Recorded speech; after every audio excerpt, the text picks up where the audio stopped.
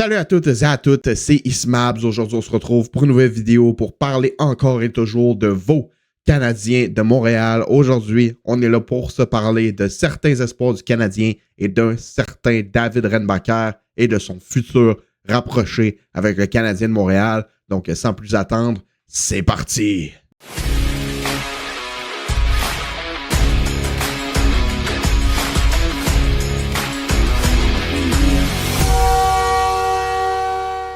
Donc oui, aujourd'hui, on est là pour se parler des espoirs du CH. On est là pour se parler de David Renbacker en particulier. On va aussi parler de Jacob Fowler ainsi que Ivan Demidov. Avant d'embarquer là-dedans, je t'invite à t'abonner si ce n'est pas déjà fait, à activer la cloche des notifications. On est environ à 30 abonnés d'atteindre les 1000 abonnés, ce qui était l'objectif sur la chaîne. Donc si tu n'es pas abonné, abonne-toi. Près de 95% des gens qui regardent les vidéos ne sont pas abonnés à la chaîne. Donc si tu pouvais prendre un petit 5 secondes pour t'abonner et m'aider à atteindre mon objectif, ce serait vraiment, vraiment gentil. Si tu pouvais laisser un petit like, on va essayer d'atteindre les 100 likes pour cette nouvelle vidéo. Donc oui, David Renbacker qui a été sur les lèvres de plusieurs au cours des derniers jours, tout simplement parce qu'il a participé au Rookie Showcase, au match des recrues du Canadien. Il était présent lors des deux matchs, celui face aux Jets de Winnipeg ainsi que celui face aux Leafs de Toronto. Les attentes sont énormes envers David Renbacker, non seulement parce qu'il a beaucoup de potentiel, mais aussi parce qu'il a été repêché 5e au total lors du repêchage de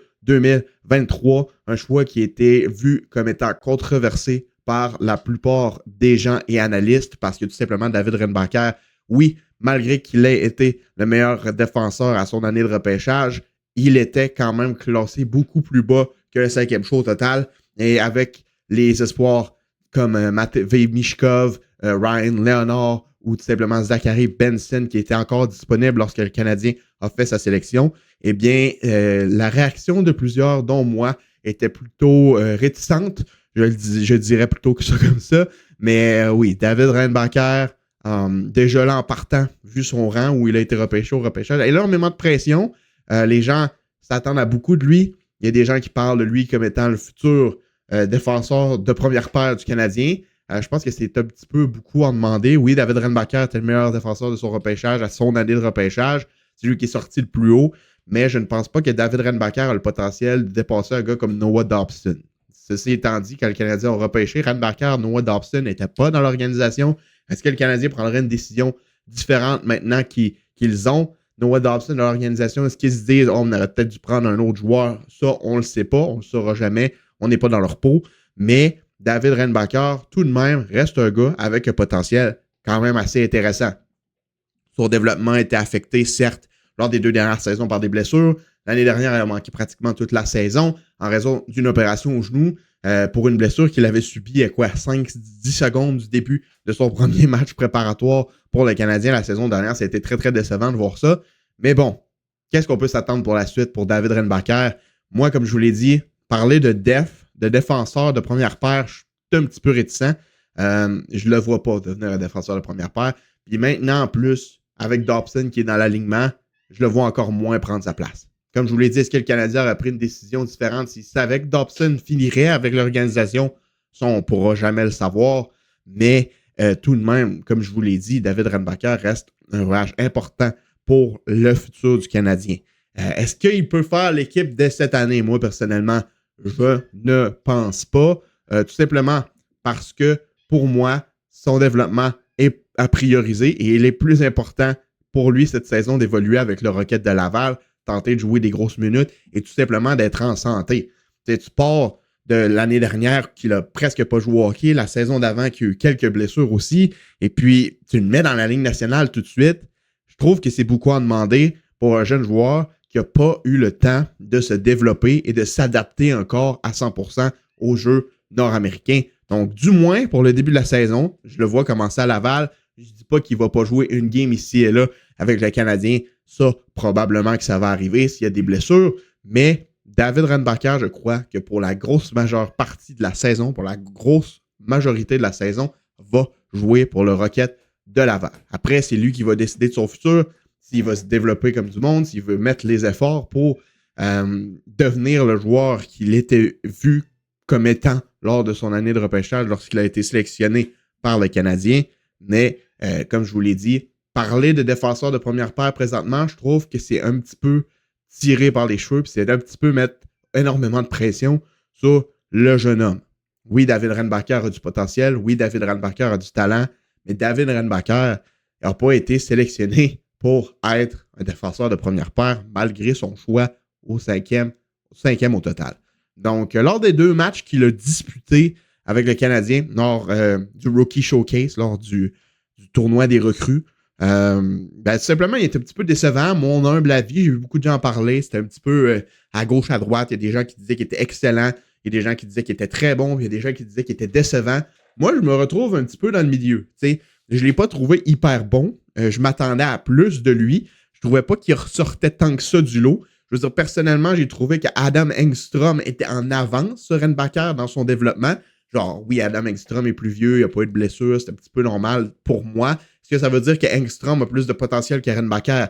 Non. Mais en ce moment, si tu me disais qu'il y avait un défenseur qui ferait l'équipe et qui n'était pas dans l'effectif l'année dernière, autre que Noah Dobson, je mettrais un 2$ sur Adam Engstrom plutôt que sur David Renbacker. Engstrom était excellent. C'était le seul défenseur qui était aligné lors de ces matchs qui me semblait au-dessus de la moyenne. Il était excellent, Engstrom, puis pour moi, il est en avance au niveau développement sur David Renbacker. Mais comme je vous l'ai dit, ça ne veut rien dire pour le futur. Donc, Renbacker a montré des belles choses. Il a l'air fiable. Il est capable de transporter la rondelle. Il a un bon coup de patin. Il est capable de bien utiliser son corps pour protéger la rondelle. Sauf qu'on a vu énormément de mauvaises décisions, de mauvaises prises de décisions de sa part et des erreurs de recrue. Si un gars fait des erreurs de recrue dans un match de recrue, ça veut tout simplement dire qu'il n'est pas prêt à la Ligue nationale. Oui, est-ce que ça veut juste dire qu'il était nerveux, que tout simplement c'était juste de la rouille? C'est possible. Ça, on va voir au camp d'entraînement comment il va s'adapter puis comment il va évoluer lors des matchs pré-saison. Mais pour moi, David Renbacker a encore des trucs à travailler sur son jeu et sur sa prise de décision avec et sans la rondelle. Le placement n'est pas toujours efficace. Le placement n'est pas toujours bon. Il est bon pour bouger, pour utiliser son physique, pour patiner. Il est fiable, il est responsable. On voit qu'il y a une bonne éthique de travail, mais il y a des trucs à corriger encore pour David Renbacker et c'est normal. Il n'est qu'âgé de 20 ans. Donc, pour moi, Renbacker, il faut que ça commence à Laval. Peu importe le camp d'entraînement qu'il nous fait, s'il s'améliore tout au long du camp d'entraînement, tant mieux. Mais je ne veux pas précipiter les choses dans son cas. Je veux être patient. Je veux que le Canadien soit patient.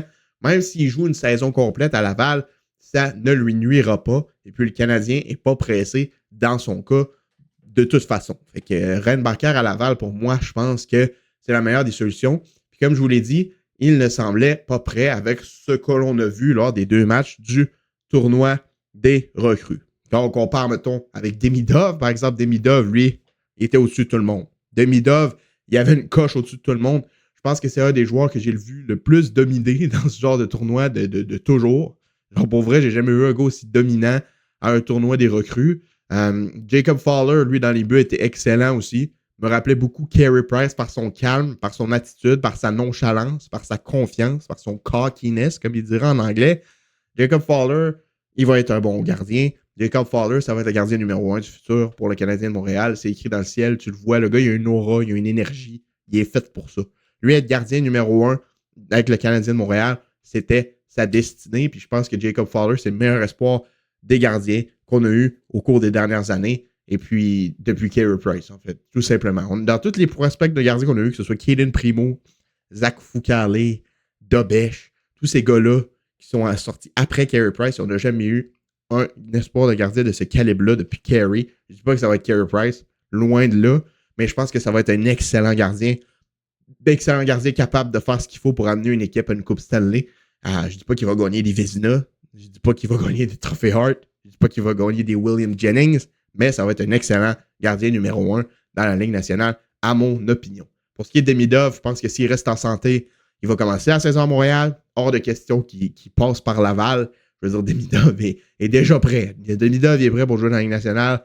Demidov va être un des meilleurs joueurs du Canadien cette saison. Je pense qu'il va dominer la course au Calder s'il reste en santé. Je pense qu'il va remporter le trophée Calder, tout simplement. Demidov est aussi bon que ça. Demidov, c'est un joueur de franchise. Puis Demidov, on n'a jamais eu un joueur comme ça dans l'organisation du Canadien. Donc, c'est ça.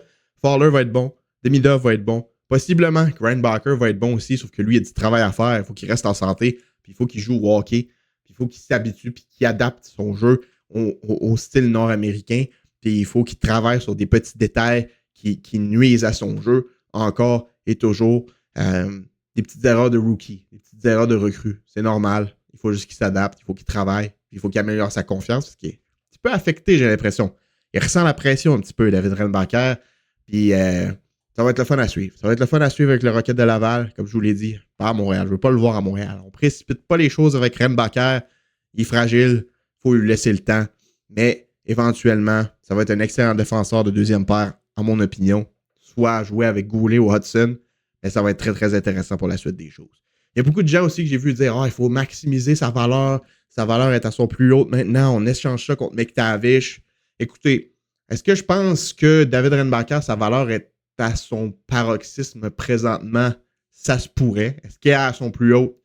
Ça se pourrait. S'il y a des gens qui le voient encore comme un potentiel défenseur de première paire, ça se pourrait qu'il soit un petit peu surévalué par certaines équipes. Sa valeur ne peut que descendre, à mon opinion. Mais, il y a encore la possibilité aussi que ça devienne un excellent défenseur droitier qui est capable d'évoluer sur une première paire. Fait que moi, je ne prendrais pas de chance. Le Canadien ont misé sur lui au repêchage. Ça fait même pas 3 ans encore. Il y a encore le temps de se développer. Moi, je ne pèserais pas sur le bouton échange trop rapidement avec Renbacker. Si on voit que cette saison, ça va coup-ci, coup-ça, peut-être, d'ici la date limite des transactions, d'ici l'été prochain, qu'ils vont être tentés de maximiser sa valeur avant qu'elle descende trop. Mais pour l'instant, pour moi, il n'y a pas de presse en ce qui est du cas de David Renbacker. On le garde à Montréal, puis on essaie de le développer de la meilleure façon possible, c'est-à-dire en le gardant à Laval, en le laissant jouer, puis en espérant qu'il reste en santé. Donc, ceci était mon opinion sur David Renbacker. La patience est de mise dans son cas. N'hésitez pas à me dire ce que vous en pensez dans les commentaires de la vidéo. Aussi, laissez un petit like, vous abonner si ce n'est pas déjà fait. On essaie d'atteindre les 1000 abonnés dès cette vidéo. Aussi, si vous pouviez partager pour essayer de faire grandir la communauté, ce serait vraiment, vraiment nice. C'était votre ami Ismabs et je vous dis à la prochaine pour une autre vidéo. Go Habs Go et bye bye!